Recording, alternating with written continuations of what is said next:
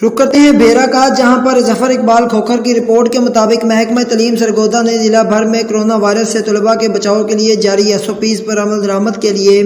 Education monitoring authority की ज़ेरे निगरानी जिले सतह पर डिस्ट्रिक्ट एजुकेशन ऑफिसर की सरबराही में 6 रुकनी कमेटियां कायम कर दी हैं। ये कमेटियां मदारस में कोरोना वायरस से बचाव के लिए SOPs पर अमल दरामद की जिम्मेदार होंगी। Chief executive officer education Sargodha Riaz Qadeer Bhatti ने government girls high secondary school Bhera में तहसील भर के मदारिस के प्रिंसिपल्स और उस्ताज़ा के इजलास से खिताब करते हुए बताया, SOPs पर अमल दरामद न होने की सूरत में मुतल्लिकीन के खिलाफ सख्त कार्रवाई की जाएगी।